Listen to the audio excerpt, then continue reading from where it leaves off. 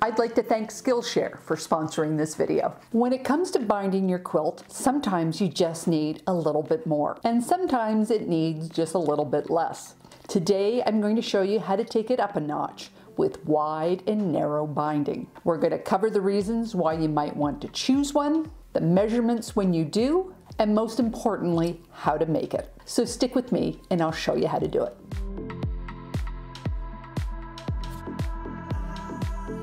Hi there, I'm Karen Brown of Just Get It Done Quilts. I give you tips, tricks, and strategies to help you make the quilt that you want to make. And if you want to support the channel, please hit that subscribe button. This is part 2 in a series on binding. In part 1, I showed you the basics, how to square your quilt, how to make the binding strips, sew it to your quilt, and to finish it. Today we are building on those skills. So if you haven't seen it, go watch it first. I'll leave a link in the notes. The primary purpose of a binding is to close the quilt sandwich. That is covering that less than attractive fraying edge and batting, and to prevent it from deteriorating. The second purpose is to frame your quilt. And like picture frames, you can use binding to keep your eyes on your work. But different situations need different widths. Here is my Circus tent quilt by Commonwealth Quilts. I just love how colorful this quilt is, and it's one of my favorites, but it's really busy. And putting on a 1-inch binding just contains all that busyness. A regular binding simply wasn't strong enough. I could have put a border on it, but I think that would have taken away from its fresh modern vibe. In this second quilt, it actually does have a border. It actually has 2. Here, the thickness of the binding balances that inner border and gives a substantial frame to the design in the middle. And here is a narrower border. The design in the middle has 2 high contrast fabrics and an altered grid. And I wanted that grid to be the focus. If I had chosen to do a facing instead of a binding, your eyes would have drifted off the edges of the design. So I chose a narrow binding in this bright blue, just wide enough to make the orange and the white pop, but not wide enough to steal the show. And here is a quilt that I just made. For some reason, I have several of my seams coming loose at the edge. So in this instance, I am making a larger binding that is just big enough to cover those mistakes, so I don't need to go back and fix all those seams. So let's cover wide binding first, and what steps you need to change when making them. Before you start, take a moment to take a look at your quilt and decide if a wider or narrower binding would enhance the design or solve a problem and make all the extra work worth it. Cost and yardage might be a factor. A 1-inch binding takes twice the fabric of a regular binding. Your binding has a front and a back, and we double that fabric plus a seam allowance. But then the binding has to make a fold at the seam and a fold at the edge to surround the batting thickness, and then it's folded in half, and that takes up a lot of fabric.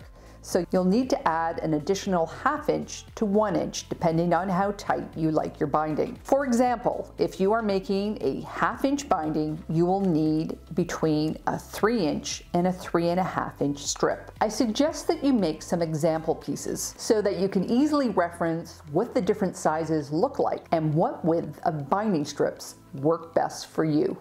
Here's my set. If you have squared up your quilt for wide binding, it is this larger measurement you should use and not the size of your quilt top. So for an example, I will use the 1/2 inch wide binding, and by my sample piece, I like the result with the 3 1/4 inch binding strip. This adds a 1/2 inch to all 4 sides of my quilt, so height and width of the quilt is now 81 inches by 61 inches, which means the total length of my binding needs to be 287 1/4 inches. Then you need to account for the fabric in your joins, which is the same size of your strips. So I deduct 3 1/4 inches from my width of fabric, and for this strip, it means I have 38 inches. So doing the math, I round up, which means I need 8 strips. So compared to the basic method, for this size quilt and a 1/2 inch wide binding, you would need an additional 6 inches of fabric. That's quite a chunk of fabric.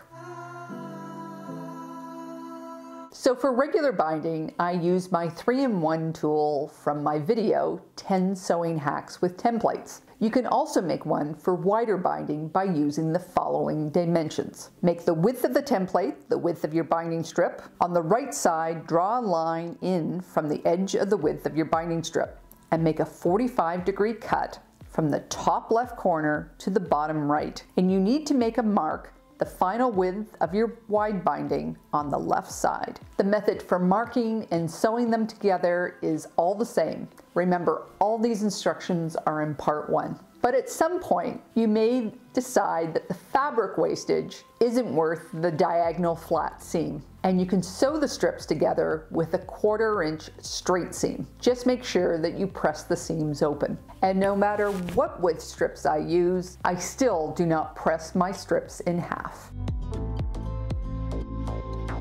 Normally, I do not square up my quilt until after I have made my binding strip calculations, as sometimes I end up altering the width depending on how much fabric I have or how much I want to spend. As with regular binding, find a table or a counter with a long edge. Lift or fold your quilt so that the weight is not working against you. Line up your quilt along the edge, grab your squaring up tools. I like to use a laser square. And when you make regular binding, the edge of your quilt top is what you trim up to, and your binding is sewn in a 1/4 inch from that. When we adjust our binding width, we need to identify where your seam will be, because with a wider binding, you need to cut out farther from the edge. Remember that the width of your binding is measured from your seam and not the edge of your quilt. Now you might want to mark your quilt here, and I'll explain why, how, and where in the next step. This is where things begin to get tricky, because your edge is here, but you're sewing your binding on here. Grab your walking foot, a small ruler, and some strong pins. Unfortunately, clips will not work here. Make a sewing ledge at the width of your binding. If you don't know what a sewing ledge is, please see my video on 5 sewing hacks with masking tape. I'll put a link down in the notes. At your sewing machine, butt your quilt up against the edge.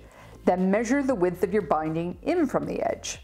Align the edge of the binding at the 1/4 inch mark. Pin. As you sew, pin as necessary to ensure that the binding and the edge of the quilt maintain the proper distance. Now, it might be easier to mark this in the previous step while you're squaring up your quilt, but you are not marking your seam, you're marking where the edge of your binding will be, which is a 1/4 inch over. I'm using tailor's chalk to mark my line. Then, when you are sewing, simply align the edge of your binding to this mark.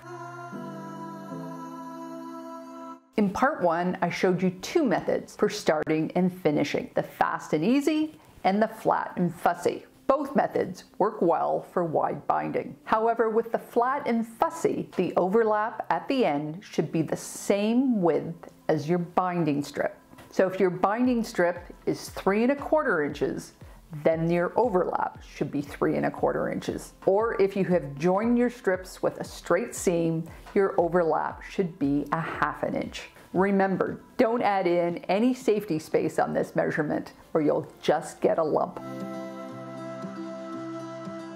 Corners are a little bit different for wide binding. Use your 3-in-1 tool or ruler and mark in from the corner width of the binding. Stop and backstitch a couple of stitches at this point. Align your 3-in-1 tool in the corner with the edge of the quilt. Fold the binding strip over the tool at the 45-degree angle. Then, instead of pivoting at the seam, you fold the binding strip back along the edge of the quilt. Pin the strip along the next side at the proper distance. Turn your quilt 90 degrees and sew your next seam. You can either machine finish or hand sew the other side of your binding on. The only difference here is I would take care with the corners to balance the bulk. On top, the bulk of the bindings to the right. Make your fold on the back so that the bulk is on the left. If you have any problems with your fold, get out your 3-in-1 tool to tuck them in. Now you might be asking, how wide can you go? If you didn't care about the expense, I think the batting inside would be the deciding factor. So check the directions on the batting package. The widest that I have ever made is 1¼ inches. Before we get to narrow binding, let me tell you about Skillshare. Skillshare is an online learning community for creatives where millions come together to take the next step in their creative journey. Skillshare offers thousands of inspiring classes for creatives and curious people on topics including illustration, design, photography, video, freelancing, and more. Now this month, you might know Stacy from Gingerbread, and she has a new online class. So I have been watching that class on Skillshare. I'll leave a link down in the notes. And like all Skillshare classes, it contains a combination of teaching and a class project. Like most Skillshare classes, it is designed to fit into your schedule and skill level. Skillshare is also incredibly affordable, especially when compared to in-person classes and workshops. An annual subscription is less than $10 a month. When life returns to normal, these are classes designed to fit into your life. You can learn and grow with short classes that fit the short blocks of time in your busy day. Whether you watch on your morning commute, your lunch hour, or in a waiting room, you can continue to move forward with your creative journey without putting life on hold. The first 1,000 people to click on the link below will receive a free trial of Skillshare Premium. You can make your binding narrower simply by making your basic binding tighter. When you use a 2½ inch strip, it leaves a lot of slack. By using a strip at 2¼ inches or at 2 inches can give you a narrower look. Again, having samples on hand to refer to is worth the extra work. Making narrow binding is almost the same as making regular binding. You can still use your regular 3-in-1 tool to make narrower binding. You just add new references to accommodate the smaller size. And remember, when you're squaring up, you're measuring from your seam line. And the only challenges I find when making narrow binding is handling the bulk. Join your strips with diagonal cuts. Be careful in your corners to fold the bottom the opposite side as the top. And when you attach your binding to your quilt, you may not have enough room in the fast and easy method to tuck in your strip and still be able to roll it over. So it's best to use the flat but fussy method. And how narrow can you go? Well, the smallest that I've ever done is 1/8 inch, but maybe you want to experiment and try something smaller. Still coming in this series is machine binding and fancy binding, so be sure to subscribe. Last week, my interview with Jennifer Mahnke went live, and we talked about quilting for a cause. It's a special interview, so take a moment and watch it. I'll leave a link in the notes below. So if you like this video, please give it a thumbs up. Don't forget to subscribe and hit that bell beside the subscribe button so that YouTube will notify you when I make new videos. You can also follow me on Facebook, Instagram, and Pinterest at Just Get It Done Quilts, and of course my website at justgetitdonequilts.com. So take care, and I'll see you next time.